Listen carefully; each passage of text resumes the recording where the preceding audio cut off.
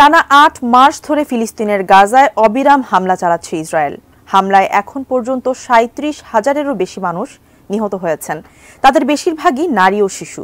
আহত হয়েছেন আরও ৮৪,০০০-এর বেশি ফিলিস্তিনি।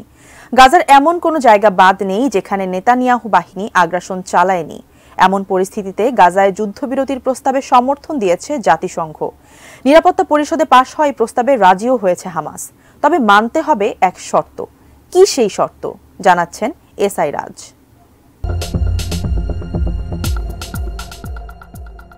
গাজায় যুদ্ধবিরতি প্রতিষ্ঠায় যুক্তরাষ্ট্রের প্রস্তাব নিয়ে আনুষ্ঠানিক প্রতিক্রিয়া জানিয়েছে হামাস। ফিলিস্তিনের স্বাধীনতাকামী সংগঠনটি বলেছে, তাদের ইতিবাচক সাড়া এ উপত্যকায় ৮ মাস ধরে চলা যুদ্ধের অবসানে একটি চুক্তিতে পৌঁছানোর ক্ষেত্রে সুপ্রশস্ত পথ খুলে দিয়েছে। হামাস চায় দখলদার ইসরায়েল ও মধ্যস্থতাকারীদের কাছ থেকে স্থায়ী যুদ্ধবিরতির নিশ্চয়তা।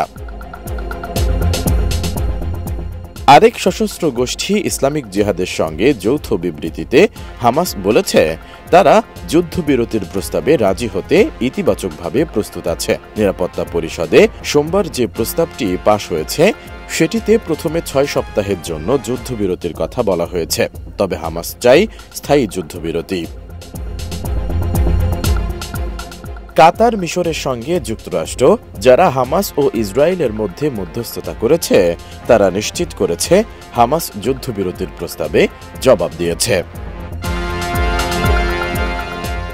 মঙ্গলবার স্থানীয় সময় সন্ধ্যায় নিজেদের অবস্থান জানিয়ে দেওয়া এক বিবৃতিতে হামাস বলেছে, গাজায় যুদ্ধ পুরোপুরি বন্ধ করতে হবে। হামাসের জবাবে প্রাধান্য দেওয়া হয়েছে ফিলিস্তিনিদের স্বার্থ এবং যুদ্ধ পুরোপুরি বন্ধ করার প্রয়োজনীয়তার ওপর।